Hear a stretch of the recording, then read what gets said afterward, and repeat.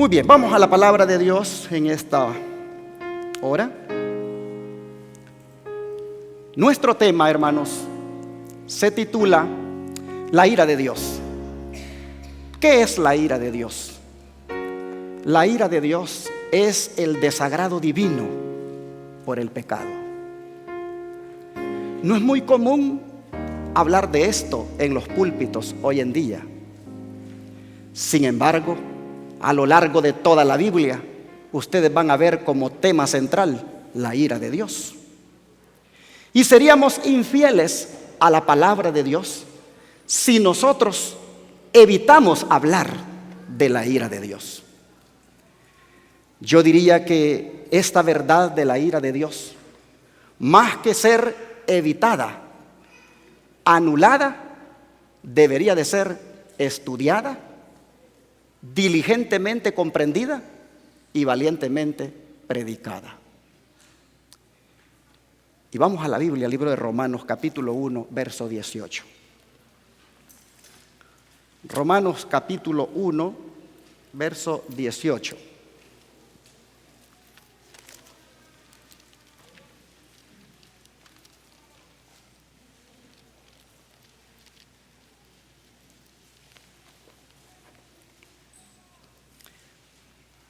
La palabra de Dios nos dice de la siguiente manera: porque la ira de Dios se revela desde el cielo contra toda impiedad e injusticia de los hombres que detienen con injusticia la verdad.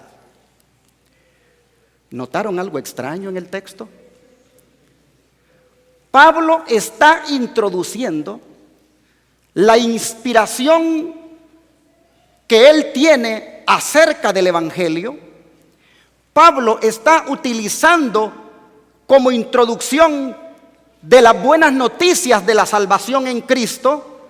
Pablo está utilizando como tema nada más ni nada menos que el tema de ¿qué cosa? De la ira de Dios.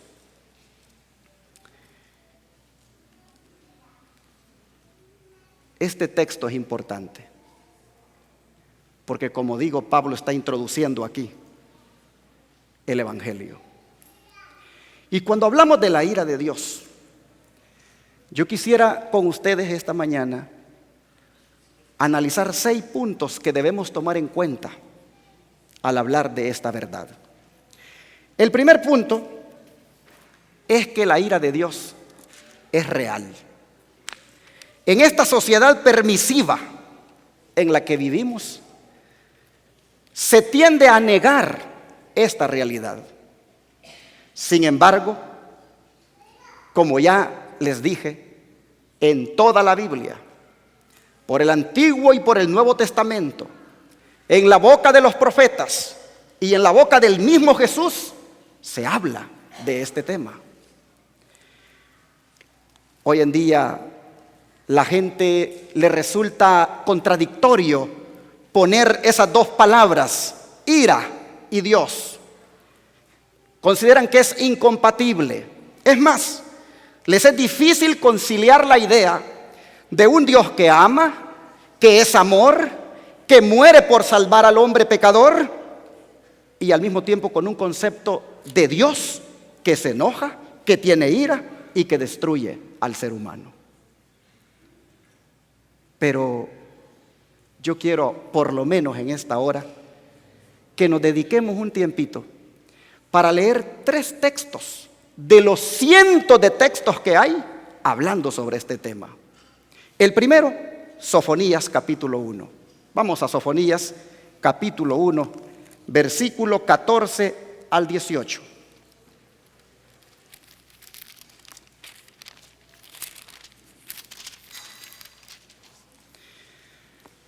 En Sofonías capítulo 1, versículo 14 al 18, nosotros encontramos las declaraciones siguientes.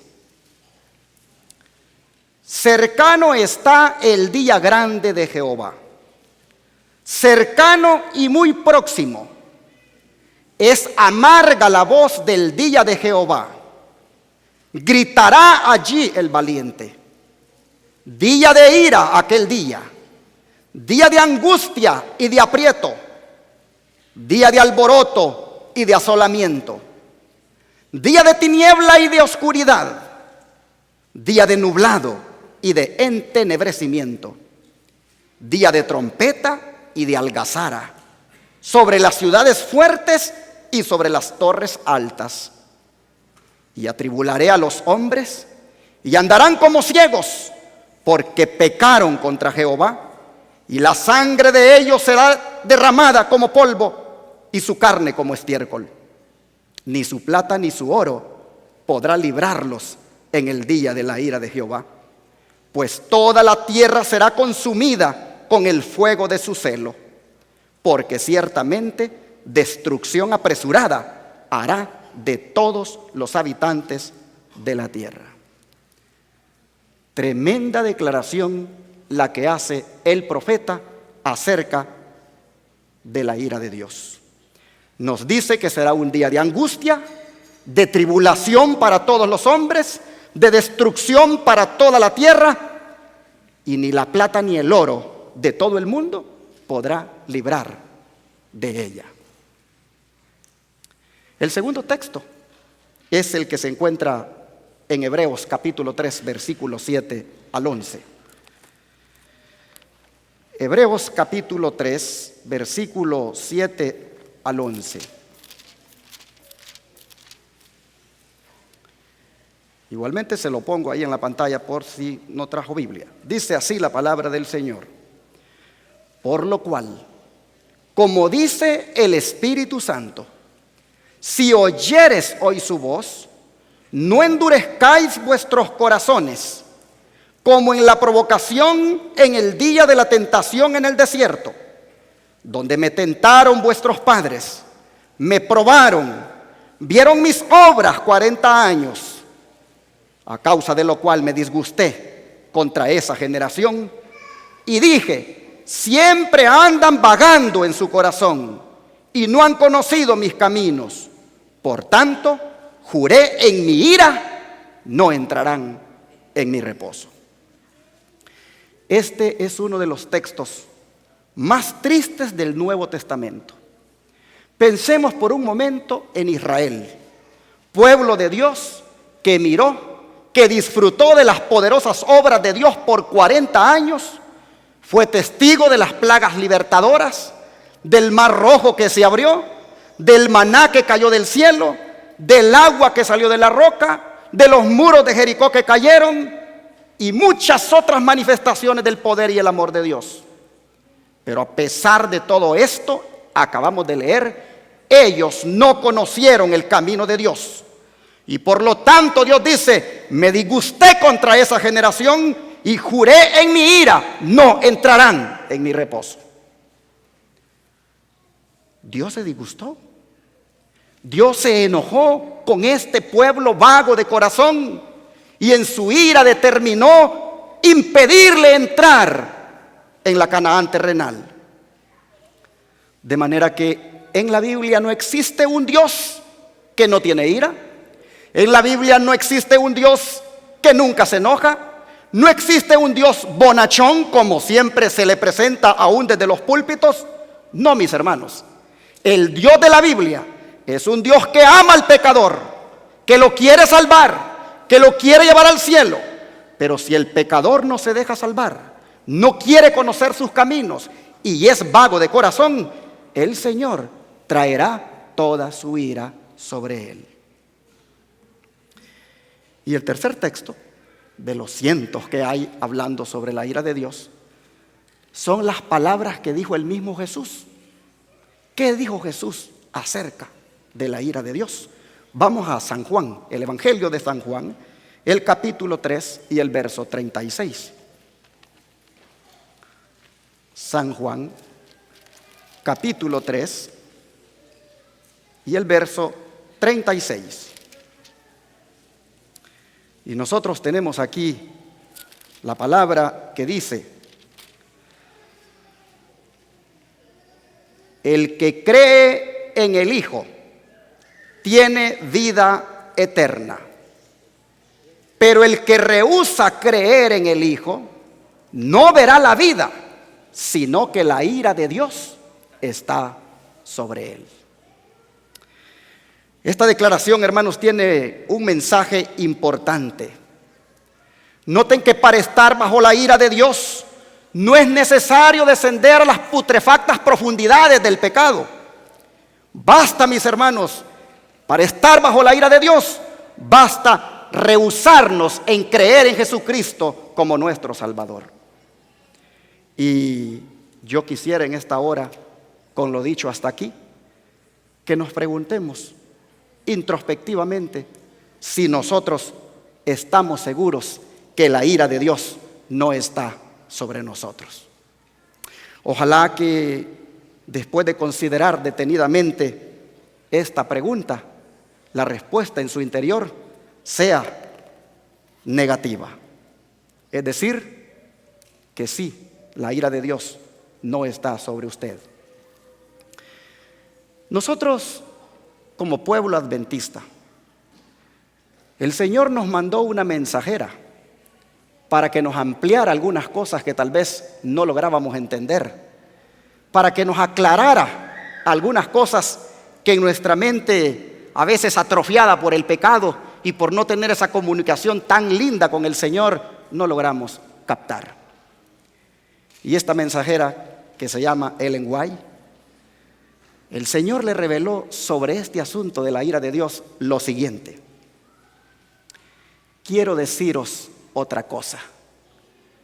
Los vasos de la ira de Dios están como llenos y ya caen las primeras gotas que se desbordan. ¿Por qué no lo advertimos? Esa pregunta es importante. ¿Qué pasa con las gotas de la ira de Dios? ¿Ya están, qué cosa? Cayendo. Y dice, ¿por qué no lo advertimos? Se debe, dice, a que la luz de la verdad no hace efecto en el corazón. El Espíritu de Dios está siendo retirado del mundo. Así que la ira de Dios, los vasos están derramando algunas gotas ya. La pregunta es, ¿en qué elementos de la naturaleza podrán ya estar cayendo esas gotas? El Señor le reveló a esta mensajera un elemento de la naturaleza tan vital para la vida del ser humano, en el cual las gotas de la ira de Dios ya empezaron a caer. Lo que acabo de leerle está en Mensajes Selectos, tomo 2, página 59. Pero lo que le voy a leer a continuación, vea, está en Mensajes Selectos, tomo 3, página 446. Mire lo que dice: ya el Señor ha permitido que algunas gotas de las copas de la ira de Dios cayeran sobre tierra y mar, las cuales han afectado, ¿qué cosa? Los elementos de ¿qué? Del aire. Las causas de estas condiciones anormales están siendo investigadas, pero ¿qué cosa dice esta sierva? En vano. Conferencias se hacen para averiguar cómo se puede tener un mejor aire. Se habla de la capa de ozono, se hablan de campañas de reforestación, millones se están gastando.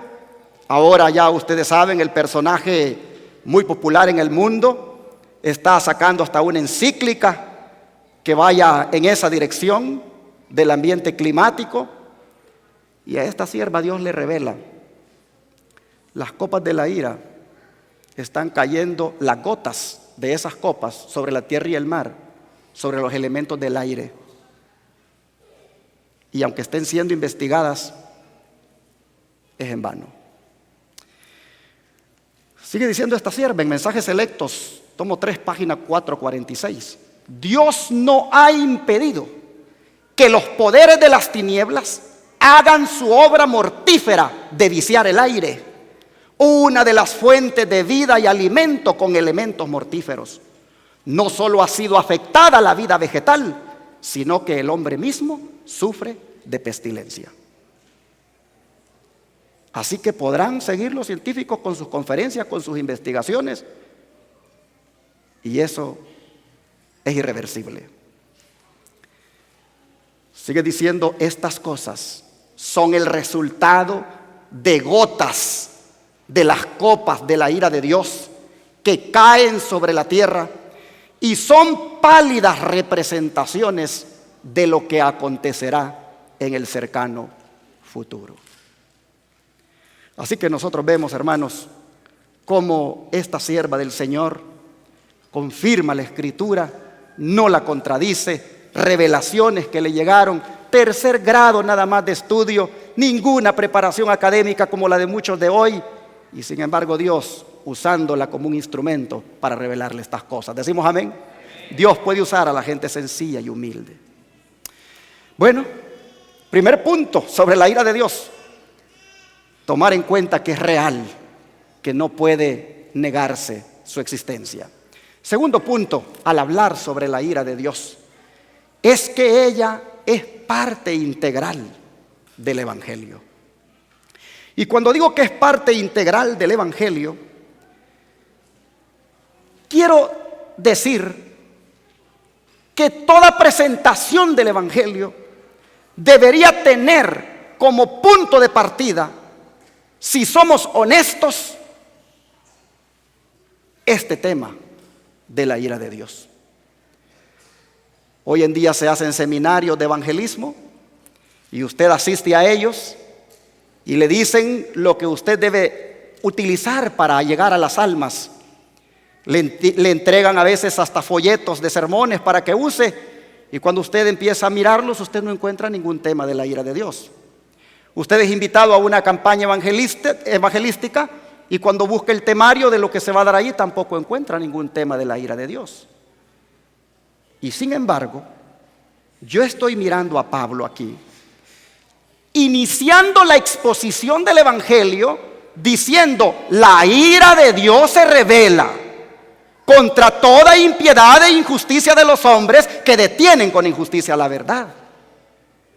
De manera que los evangelistas, las personas expertas en hacer evangelismo, argumentan que cuando vayamos a hablarle a una persona del Evangelio, pues le llevemos buenas noticias de salvación en Cristo, y que inclusive no le mencionemos para nada de juicios, porque con eso le asustaríamos. Pregunto, ¿estamos siendo honestos al exponer el Evangelio? Al menos Pablo, yo encuentro que él, cuando hacía evangelismo público y hacía evangelismo privado, él no le escondía a la gente el tema de la ira de Dios. Es más, el apóstol Pablo buscaba impresionar la mente de la gente en cuanto a la ira de Dios, para que buscaran en su interior la necesidad de escapar de ella.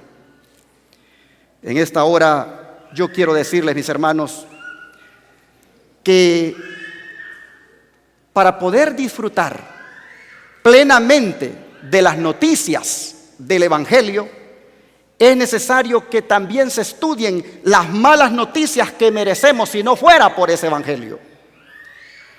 Y nosotros, como pueblo, hemos creído siempre que somos esos ángeles de Apocalipsis 14. Nosotros como iglesia siempre hemos considerado que somos esos ángeles que llevan el Evangelio eterno a toda la humanidad como clave de la preparación para la segunda venida del Señor. Pero si ustedes han notado, en ese mismo mensaje de los tres ángeles, allí se encuentra el tema de la ira de Dios. Leámoslo, Apocalipsis 14, versículos 9 al 11. Apocalipsis 14, versículos 9 al 11. Dice así la palabra del Señor: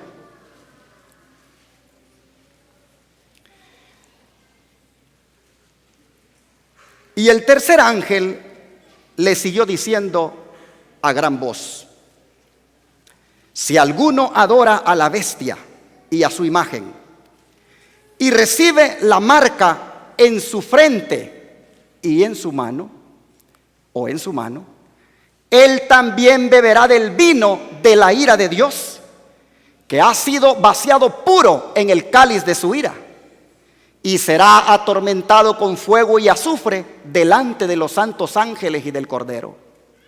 Y el humo de su tormento sube por los siglos de los siglos, y no tienen reposo de día ni de noche los que adoran a la bestia y a su imagen, ni nadie que reciba la marca de su nombre. Vean ustedes en el versículo 10. Allí se está hablando de la ira de Dios. Así que si en realidad creemos que como pueblo somos los ángeles o mensajeros de Apocalipsis 14, entonces nosotros debemos de ser la iglesia que mejor entiende y que mejor predica el tema de la ira de Dios.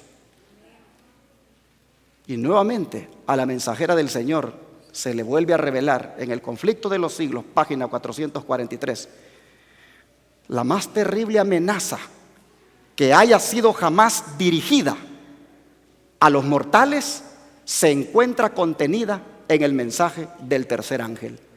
Debe ser un pecado horrendo el que atrae la ira de Dios sin mezcla de misericordia.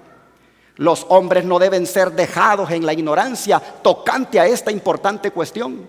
La amonestación contra este pecado debe ser dada al mundo antes que los juicios de Dios caigan sobre él, para que todos sepan por qué deben consumarse y para que tengan oportunidad para librarse de ellos. El tercer punto que quisiera que tomemos en cuenta al hablar de la ira de Dios es que debemos nosotros, hermanos, saber bien en qué consiste la ira de Dios. Muchos tienen una percepción equivocada de la ira de Dios, y es por eso de que tratan de esconderla y tratan de evitar, incluso anular su predicación. Pero cuando se entiende qué es la ira de Dios, no hay por qué esconderla y no hay por qué evitar hablar de ella. La ira de Dios, pregunto yo, ¿será una pérdida de control por parte de Dios? La ira de Dios ¿será una furia irresistible que hay en Dios? ¿Será será la ira de Dios el desahogo de un ego herido que Él tenga?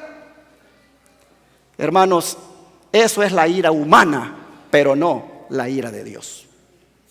La ira de Dios es su santa respuesta a lo que no es santo. La ira de Dios es su justa reacción a lo que es injusto. La ira de Dios es su puro rechazo a lo que es impuro. La ira de Dios es la respuesta de su santidad a la maldad y la rebelión. La ira de Dios es el juicio bajo el cual estamos si no amamos al juez. Y Pablo dijo que muchos ya la están recibiendo. Y como dijo Ellen White en la anterior cita, ¿por qué no lo perciben? Hermanos, la ira de Dios es el castigo eterno que vendrá sobre el hombre a quien Dios, después de luchar mucho tiempo con él para salvarlo, al final, como no quiso, tristemente, deberá derramarla sobre él. Ahora, el cuarto punto sobre esta verdad de la ira de Dios es que hay que entender que la ira de Dios tiene dos fases. Una que se está dando ya, pues ya vimos, gotas están cayendo. Una que está la gente recibiendo en cierta manera como una retribución a sus extravíos. Y otra que es la que habrá al final de los días, el cual la Biblia lo llama el gran día de la ira de Dios. Y en esta segunda fase hay mucha gente que está atesorando ira para el día de la ira. Veamos lo que dice el apóstol Pablo en Romanos 2. Romanos capítulo 2, versículo 5.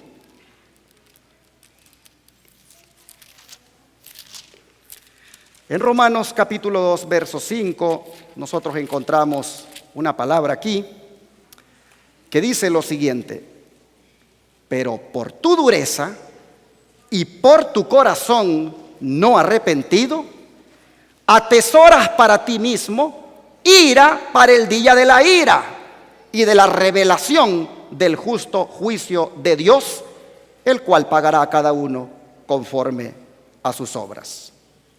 Así que, mis hermanos, la segunda fase de la ira de Dios es la del gran día de la ira, para lo cual mucha gente, dice el apóstol, por su dureza de corazón y porque no se quieren arrepentir, están, dice, atesorando ira para ese día. Esta es la causa de no entender que la ira de Dios tiene dos fases, por la cual muchos juegan con el pecado, por la cual muchos no se preocupan por vivir vidas consagradas, porque como no sienten ningún efecto de la ira sobre ellos, les parece que al final Dios no tiene ira y siguen allí en rebelión jugando con el pecado. Cuidado, no nos vaya a pasar la de aquel granjero ateo.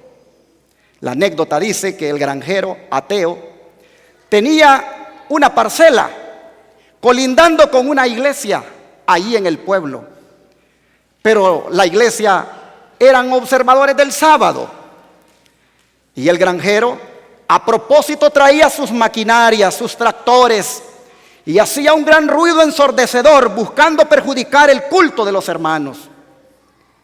Cuando llegó el mes de octubre, el granjero tuvo la mejor cosecha que pudo haber tenido. Y como era ateo, escribió una carta y la mandó para el periódico del pueblo para que se la publicaran. Y la carta decía: Dios no existe. Me la pasé todo el año interrumpiendo el culto de los hermanos y al final lo que obtuve fue la mejor cosecha de mi vida. El redactor del periódico le puso la carta en el periódico, pero le agregó una nota. Y la nota decía: Dios no ajusta cuentas en octubre. ¿Qué quiero decir con esto? Que muchos de nosotros, puede ser esa la razón por la cual vivimos desordenadamente, por la cual vivimos en el pecado, por la cual no nos preocupamos por agradar al Señor en la forma de vivir, porque nosotros creemos de que el Señor ajusta cuentas en octubre. Hay un día de la ira de Dios para el cual muchos atesoran ira, y es mi deseo que nadie aquí atesore para ese día. Es posible, mis hermanos, que nosotros estemos pensando que Dios no existe porque no ha castigado nuestro pecado. Es posible que estemos pensando que no hay ira de Dios porque todavía no se ha manifestado contra nuestra impiedad e injusticia. Pero si todos estamos entendiendo el mensaje, debemos de saber que aunque no caiga ahora, si no nos arrepentimos, caerá un día. El quinto punto que yo quiero compartir con ustedes es por qué es que viene la ira de Dios. ¿Cuáles son las causas? Y qué mejor autoridad para que nos diga cuáles son las causas que el apóstol Pablo. En Colosenses capítulo 3, versículos 5 y 6, él escribió lo siguiente: haced pues morir lo terrenal en vosotros: fornicación, impureza, pasiones desordenadas, malos deseos y avaricia, que es idolatría, cosas por las cuales la ira de Dios viene sobre los hijos de desobediencia. ¿Cuáles son las causas, mis hermanos, que atraen la ira de Dios? Noten: fornicación. La palabra fornicación viene de la palabra griega porneia, y porneia significa una relación sexual ilícita en cualquier nivel, en cualquier área. A veces nosotros pensamos que fornicación solamente es aquel que está viviendo con una mujer por ahí sin ser casado. Alguien que tiene relaciones íntimas con alguien sin casarse. Creemos que solamente eso es fornicación. Porneia abarca toda relación ilícita a nivel sexual que se pueda estar practicando. Interesante que con la porneia va la impureza, las pasiones desordenadas, los malos deseos. Estas, dice Pablo, son las cosas por las cuales la ira de Dios está viniendo sobre los hijos de desobediencia. Y nosotros, que nos estamos preparando para encontrarnos con Jesús, deberíamos en esta mañana meditar si algo de esas cosas puede estar habiendo en nosotros. Hay una palabra que Pablo dijo en Efesios 5:3, y ahí está en la pantalla para que avancemos. Dijo Pablo, entre ustedes, dijo, ni siquiera debe mencionarse la inmoralidad sexual, ni ninguna clase de impureza o de avaricia, porque eso no es propio del pueblo santo de Dios. Les dije que de estos temas casi no se predican en las iglesias. Y ni amenes salen. Pero es palabra de Jehová. Y el apóstol, aunque dice que la ira de Dios es atraída por la fornicación, por la impureza, por las pasiones desordenadas, luego dice, en ustedes que son pueblo santo de Dios, ni siquiera se debe mencionar la inmoralidad sexual. Hay mucho sensualismo aún en los hijos de Dios. Y ahorita van a tener ustedes que escuchar lo que Dios manda a este pueblo que está reunido aquí a través de esa sierva tan humilde y sencilla. Porque si Pablo dice, no mencionen tan siquiera la inmoralidad sexual, y si dice lo que está trayendo la ira de Dios son la fornicación, las impurezas, las pasiones desordenadas, esta sierva dice que eso no tanto está ocurriendo afuera, sino que está ocurriendo aún dentro del pueblo de Dios. Y aquí vamos.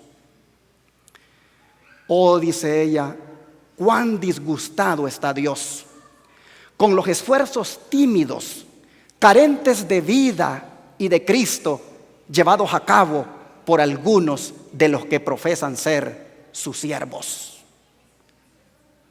La obra de Dios debe ser llevada hacia adelante y hacia arriba con firmeza. Y ello no podrá lograrse a menos que la sensualidad que corrompe el ser entero sea separada de la experiencia religiosa. No sé si en esta mañana estaré hablando a alguna hermana, algún hermano que es muy sensual, que aunque dice que se está preparando para la venida del Señor, mucho pensamiento sensual, mucha mirada sensual, mucha forma de vestirse sensual es lo que está mostrando. La sierva del Señor dice que la obra de Dios debe de llevarse adelante, hacia arriba, con firmeza, pero no se podrá lograr a menos que la sensualidad que corrompe el ser entero sea separada de la experiencia religiosa. No está hablando a gente que no conoce del Señor, está hablando a gente que conoce la verdad presente. Y luego sigue diciendo, esta tarea, dice, tiene que ser realizada. ¿Qué cosa? ¿Cuál tarea? La de deshacernos de esa sensualidad. Los miembros de iglesia, dice, necesitan orar, ayunar y luchar con firmeza para vencer por medio de la sangre del Cordero y la palabra de su testimonio. En ocasión del juicio ejecutivo de Dios, ni una partícula de impureza sodomita escapará de la ira de Dios. Los que no se arrepientan y abandonen toda impureza caerán con los impíos. Testimonio sobre conducta sexual, página 136.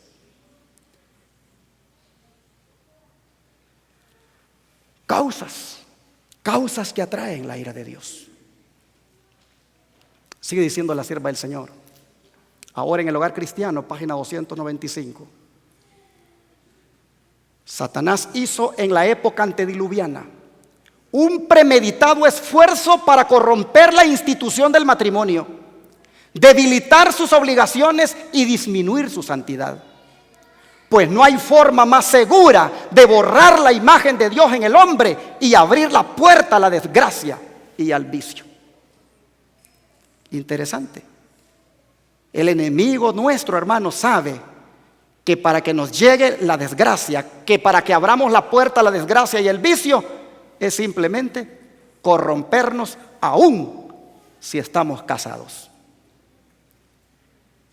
¿Cómo es que un matrimonio cristiano se puede corromper? Prácticas sodomitas.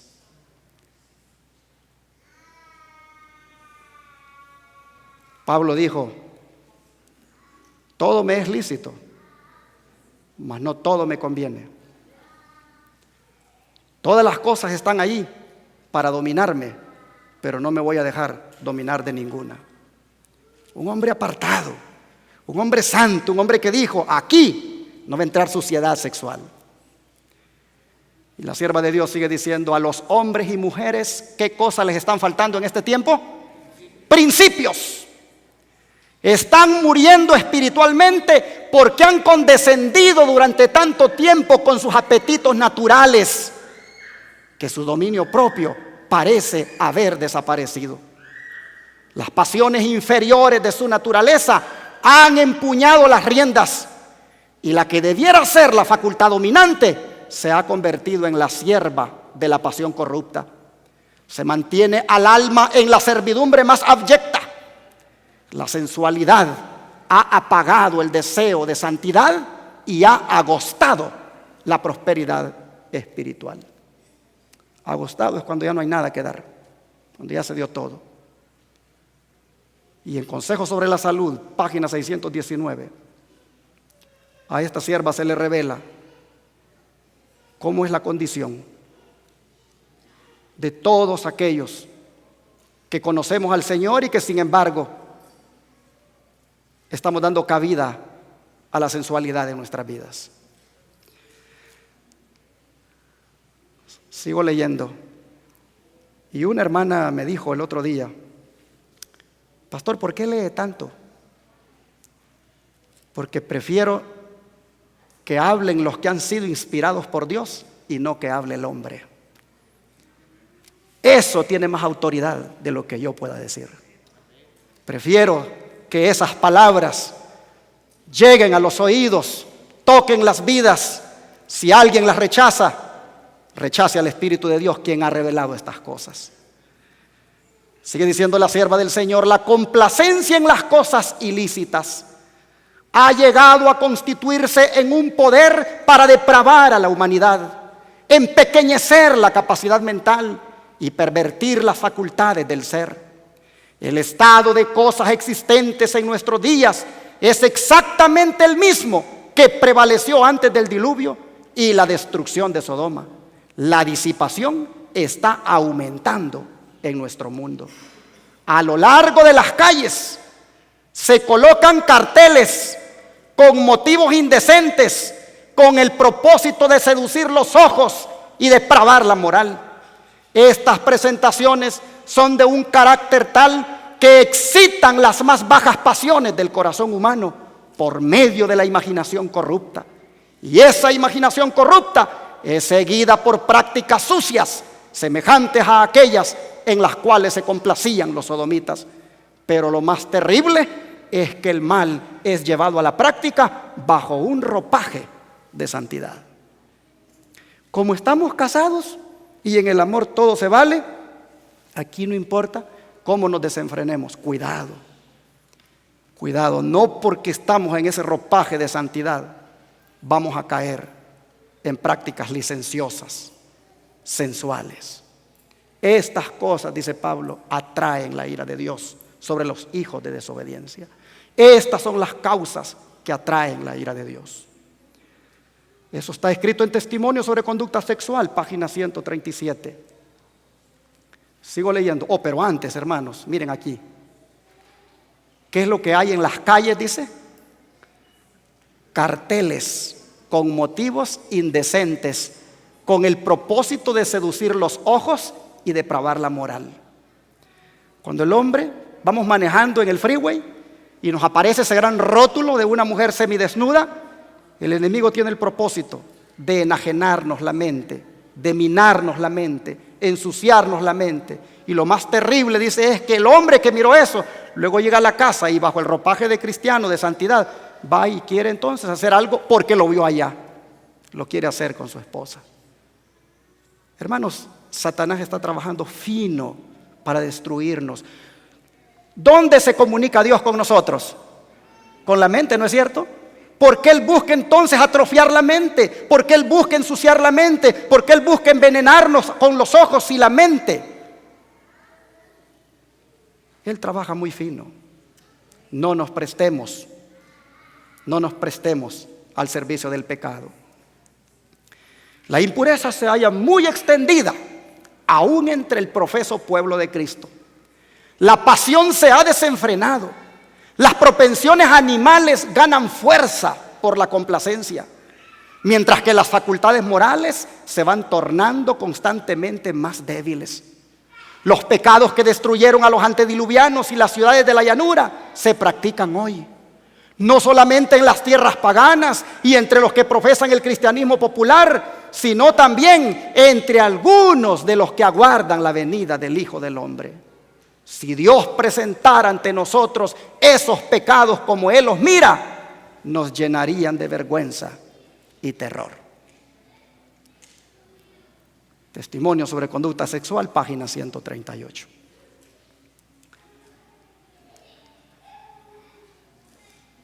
Sigo leyendo más revelación del Señor en relación con este tema. Ahora, esta sierva le fue revelado: ¿acaso no suceden cosas a nuestro alrededor que nos revelan los peligros que acosan nuestra senda? Por doquiera se ve la ruina de la humanidad, altares familiares desintegrados, familias deshechas. Existe un extraño abandono de los principios. Las normas de la moralidad han sido rebajadas y la tierra se apresura a ser como Sodoma. Las prácticas sodomitas que atrajeron los juicios de Dios sobre el mundo y causaron el diluvio y la destrucción de Sodoma por fuego aumentan rápidamente. Nos acercamos al fin. Bueno, ya ustedes saben lo que está en boga, popular hoy en día, en cuanto a la parte sexual, en cuanto al matrimonio. Ya prediqué de eso la vez pasada.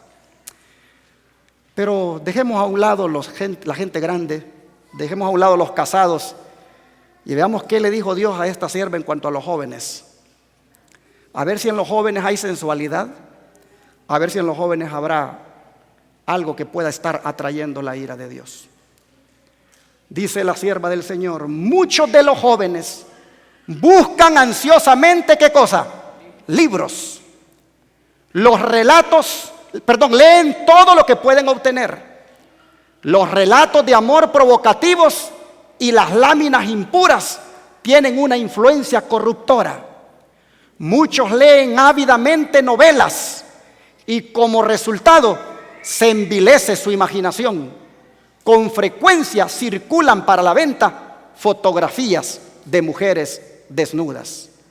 Estamos en una era cuando la corrupción abunda por doquiera. La concupiscencia de los ojos y las pasiones corruptas se despiertan por lo que se contempla y por lo que se lee.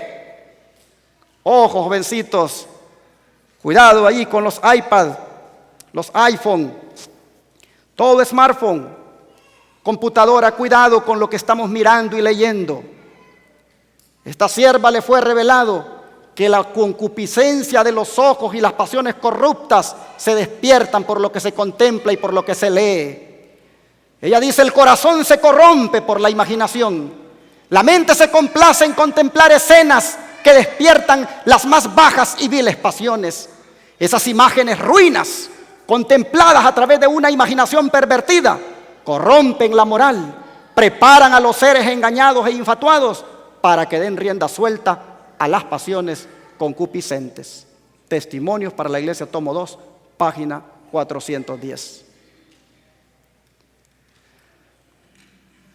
¿qué es lo que separa al ser humano de Dios? A esta sierva el Señor le reveló qué es lo que separa al ser humano de Dios. Es el pecado, no las pruebas y sufrimientos lo que separa a Dios de su pueblo e incapacita al alma para disfrutar de Dios y glorificarlo. Es el pecado el que destruye a las almas. El pecado y el vicio existen en las familias observadoras del sábado.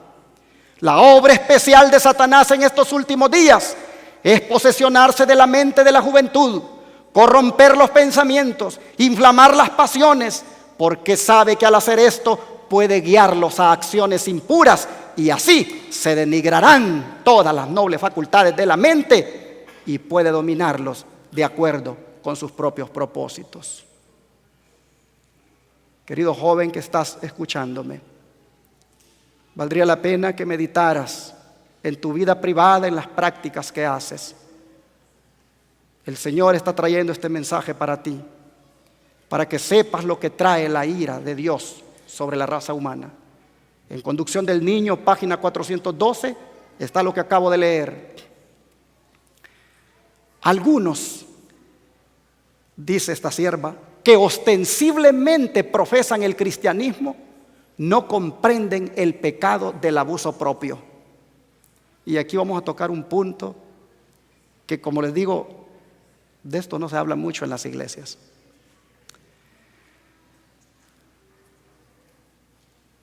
¿A qué se refiere ella cuando habla del abuso propio? De esa palabra inmoral que Pablo dice ni siquiera se menciona entre ustedes. El vicio secreto. Ustedes la tienen allí. Dice, algunos que ostensiblemente profesan el cristianismo no comprenden el pecado del abuso propio y sus resultados inevitables. Un hábito inveterado ha cegado su entendimiento. No se dan cuenta del carácter excesivamente pecaminoso de este pecado degradante. Jóvenes y niños de ambos sexos participan de la contaminación moral y practican el asqueroso vicio solitario destructor del cuerpo y del alma. Muchos de los que profesan ser cristianos están tan atontados por la misma práctica que sus sensualidades morales no pueden ser despertadas para comprender que es pecado. Los que sigan con ese vicio, esta sierva dice, se están atontando. Por eso no pueden discernir bien la voluntad de Dios. Y lo que es bueno lo miran malo. Y lo que trae bendición para la iglesia lo atacan a veces de otro modo, porque mucho de eso se pierde el discernimiento a raíz de las prácticas de estos pecados. La sierva de Dios sigue diciendo, para terminar esta cita, dice, pueden ser despertados para comprender que es pecado y que si persisten en ello, terminarán de seguro por destruir completamente el cuerpo y la mente. El hombre, el ser más noble de la tierra, formado a la imagen de Dios, se transforma en una bestia, se embrutece y corrompe. Cada cristiano tendrá que aprender a refrenar sus pasiones y a guiarse por los buenos principios. A menos que lo haga, es indigno del nombre de cristiano. Joyas de los Testimonios, tomo 1, página 253, y citado también en Conducción del Niño, página 413. La corrupción moral ha hecho más que cualquier otro mal para causar la degeneración de la raza humana. Su práctica se ha extendido alarmantemente y provoca enfermedades de casi cualquier descripción. Aún niñitos, y póngale ojo a esto, padre de familia, aún niñitos muy pequeños, infantes nacidos con una irritabilidad natural de sus órganos sexuales, encuentran alivio momentáneo al manosearlos, lo que tan solo aumenta la irritación y los lleva a repetir el acto hasta que se establece un hábito que aumenta con el crecimiento de ellos. Por eso cuando vamos a bañar a un niño o niña, debemos de tomar en cuenta este consejo sabio del Señor. En estos tiempos pervertidos, el enemigo pone esas cosas y la manera de tocar a los niños puede inducir desde muy pequeñitos a las prácticas licenciosas. La gratificación de los apetitos pervertidos condujo a los hombres a los pecados que causaron la destrucción de Sodoma y Gomorra. Dios señala la glotonería y la embriaguez como la causa de la caída de Babilonia. La indulgencia del apetito y las pasiones fueron la base de todos sus pecados. A ver, hermanos, ¿por qué existe tanta perversión sexual? Aún desde chiquitos los niños y ya también la gente grande. ¿Por qué cosa? Por los hábitos alimenticios, mis hermanos. Tal vez tú pensabas que la forma de comer o lo que comías no tenía incidencia sobre esto, y sí la tiene. Mira, Sodoma y Gomorra se degradaron tanto porque gratificaron los apetitos pervertidos. Y esta sierva dice que si hubo alguna vez un tiempo en que la alimentación debía ser la clase más sencilla, es cuando. Ahora, cuanto menos excitante sea nuestra alimentación, tanto más fácil será dominar las pasiones. La complacencia del gusto no debe ser consultada sin tener en cuenta la salud física, intelectual o moral. En la matutina Reflejemos a Jesús, página 142. Mis hermanos, yo voy a terminar este mensaje después de haber puesto aquí todas las causas que atraen la ira de Dios, con estas palabras de Pablo que están ahí en la pantalla y que ustedes la pueden buscar después en 1 Corintios 6, 9 al 11. Pablo pregunta: ¿no saben que los injustos no van a heredar el reino de Dios? No erren, ni los fornicarios, ni los idólatras, ni los adúlteros, ni los afeminados, ni los que se echan con varones, ni los ladrones, ni los avaros, ni los borrachos, ni los maldicientes, ni los estafadores heredarán el reino de Dios. Y esto, dice Pablo, erais. Hermanos, erais. No tiene que ser, erais. Esto erais algunos, mas ya habéis sido lavados, ya habéis sido santificados, ya habéis sido justificados en el nombre del Señor Jesús y por el Espíritu de nuestro Dios. Voy a terminar dándoles una buena noticia, porque un mensaje que se hable de la ira de Dios y que lo que ponga en el oyente sea un miedo hacia Dios, no está completo. De manera que el último punto, al considerar el tema de la ira de Dios, es de que la ira de Dios no es su última palabra. Hay 5 buenas noticias que yo quiero compartir con ustedes acerca de la ira de Dios, porque de esa manera te vas a ir con esperanza, mi hermano. La primer gran noticia está allí en la pantalla, es la que dijo el profeta Isaías 28, verso 21. Jehová se levantará como en el monte Perasim, como en el valle de Gabaón se enojará para hacer su obra, su extraña obra, y para hacer su operación, su extraña operación. Así que, hermanos, la primer gran noticia con respecto a la ira de Dios es que la ira de Dios es una obra extraña en Dios. Esa es la primera gran noticia, que la ira de Dios es una obra extraña en Él. Y la segunda gran noticia la da el profeta Ezequiel 33, verso 11. Diles: vivo yo, dice Jehová el Señor, que no quiero la muerte del impío, sino que se vuelva el impío de su camino y que viva.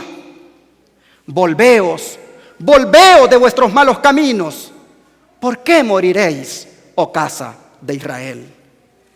Hermanos, la segunda gran noticia con respecto a la ira de Dios es que Dios no desea derramar su ira y destruir al pecador. Dios lo que desea es que el pecador se vuelva de su mal camino. Dios lo que desea es que las mujeres y los hombres nos apartemos de toda iniquidad y vivamos en santa y armoniosa vida delante de Dios. La tercera gran noticia sobre la ira de Dios es esta que está aquí en el Salmo 103:8. Misericordioso y clemente es Jehová, lento para la ira y grande en misericordia. Decimos amén. Mis hermanos, nosotros vemos aquí, en cuanto a la ira de Dios, esta tercera gran noticia, que Dios es lento para la ira. Él no está encima de ti que ya la voy a derramar y ya te va a caer, no. Lento para la ira y grande en misericordia. La cuarta gran noticia con respecto a la ira de Dios es la que se encuentra en el Salmo 30, verso 5. Porque un momento será su ira, pero su favor dura toda la vida. Por la noche durará el lloro y a la mañana vendrá la alegría. En otras palabras, mis hermanos, Dios no mantiene su ira para siempre. Dios la derrama, pero no la mantiene allí, como muchos de nosotros a veces pasamos airados por tanto tiempo con nuestra esposa, con nuestro esposo, con nuestro hermano, con nuestra hermana. Gracias a Dios que la ira de Dios no es así. La ira de Dios es momentánea. Y la quinta gran noticia con respecto a la ira de Dios es la que nos da el apóstol Pablo en Romanos 5, del 8 al 9. Mas Dios, dice, muestra su amor para con nosotros, en que siendo aún pecadores, ¿qué cosa? Cristo murió por nosotros. Pues mucho más, estando ya justificados en su sangre, por Él seremos salvos de la ira. Mis hermanos, Jesús hace la diferencia. Por Jesús seremos salvos de la ira. Por lo tanto, en esta mañana debemos de irnos sabiendo de que si venimos a Cristo, en Él somos salvos de la ira de Dios. Y yo quisiera en esta hora brevemente referirme a una anécdota. En Chicago, en esa feria que se celebra de vez en cuando, hay una feria mundial, se presentaron, dice la anécdota, en el Parlamento de las Religiones para hablar acerca de la efectividad que tienen las diferentes religiones. Y después que hablaron aquellos que dicen que las religiones orientales son las mejores, se paró el doctor Joseph Cook, un cristiano, y se le quedó viendo a todos los asistentes y les dijo: caballeros, les voy a presentar a una mujer afligida por una gran angustia. Hay manchas de sangre en sus manos. Son las manchas de un asesinato. No puede lavarlas. Se halla sumida en la desesperación. Caballeros, ¿hay algo en vuestras religiones o filosofías que pueda librar a esta mujer de este pecado? Y hubo un momento tenso, cuando de repente el doctor Joseph Cook dirigió estas palabras y dijo: caballeros, si ustedes no tienen nada que ofrecer para quitar estas manchas de sangre, voy a preguntarle a una gran autoridad en materia religiosa. Esta persona, les dijo, es un discípulo de Jesucristo que anduvo con él 3 años y conoció a fondo sus pensamientos y su doctrina.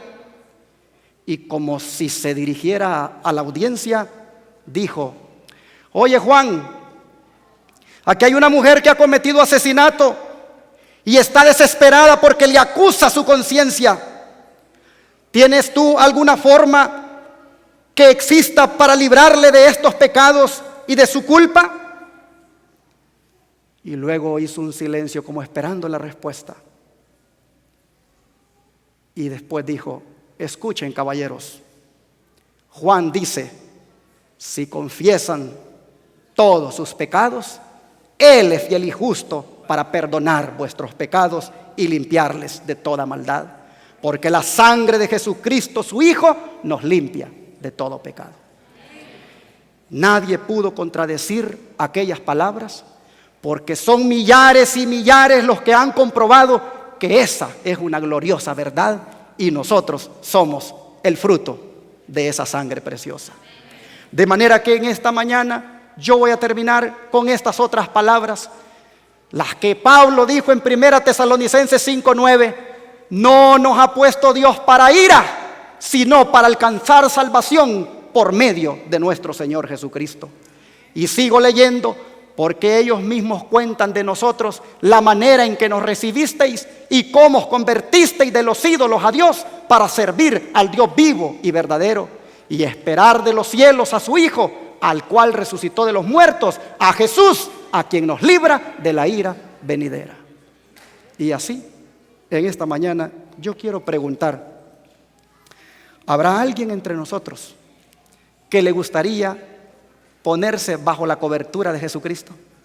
¿Habrá alguien entre nosotros que, habiendo entendido el tema de la ira de Dios y habiendo oído las buenas noticias, diga: Señor, ven a mi vida, mora en mí, yo quiero escapar de la ira, y solo si estoy contigo, escaparé? ¿Quiénes quisieran hoy ponerse de pie para decirle al Señor: yo quiero estar bajo tu cobertura, y cuando la ira sea derramada en aquel gran día, nada de eso caiga sobre mí, porque habré hecho de ti mi paraguas, mi salvavidas, la cobertura para esos momentos? Yo voy a invitar para que cantemos un himno, así de pie, y después tendremos esa oración de consagración.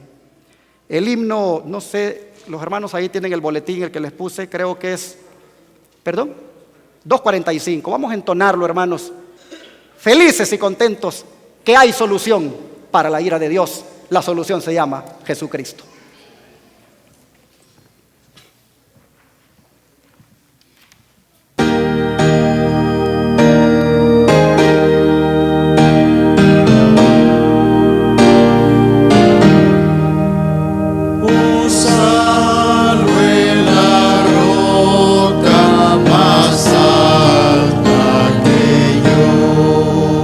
La roca de vida que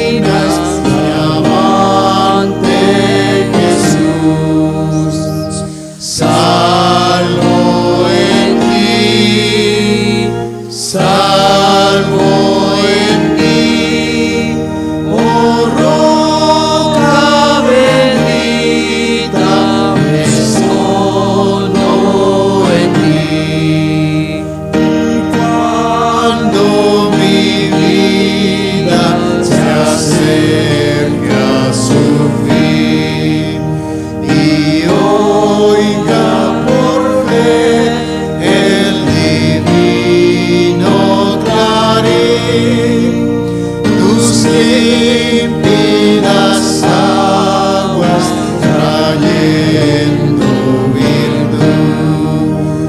Oh roca divina, serás mi salud. Salvo en ti, salvo en ti, oh roca bendita, me escondo en ti. Pobre valle no debo cruzar, pues tú me guiarás y me harás descansar.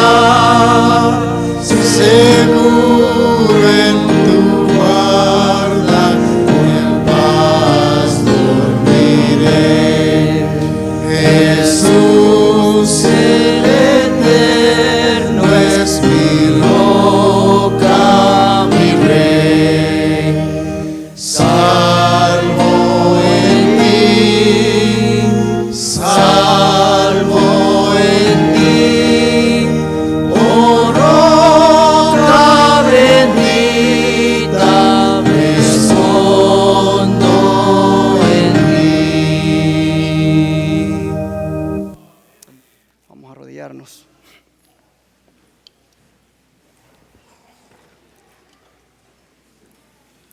Oh Padre Celestial, gracias por esa roca que has provisto para nosotros.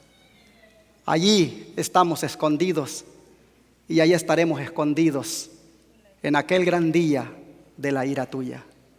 Gracias, Señor, porque nos has hecho conciencia de las cosas que atraen la ira tuya sobre los hijos de desobediencia. Padre, te ruego en esta hora que perdones el pecado de nosotros. Todas aquellas actitudes, todas aquellas miradas, todas aquellas pasiones bajas manifestadas, todas aquellas, Señor, cosas que han sido desagradables delante de ti. Padre, en esta hora, límpianos y purifícanos de esas inmundicias. Oh Dios, si hemos sido objeto de tu ira de diferentes maneras, ya sea en la intimidad del matrimonio o en la vida privada con cualquier cosa, hoy rogamos que la sangre de Jesucristo, tu Hijo, nos limpie de todo pecado. Y Padre, nos vamos de aquí ahora contentos que hay una roca eterna, la cual nos tendrá seguros, y sabiendo, Señor, que estando en Él seremos salvos de la ira. Oh Dios, gracias, porque siempre hay una buena noticia. En medio de una exposición del Evangelio que pueda causar tristeza, surge el aliento tuyo para elevarnos por todo lo alto. Gracias por tu mensaje. Pedimos para que podamos ser fieles y santos cada día en mente, alma y corazón. Lo rogamos en el nombre de Jesús. Amén.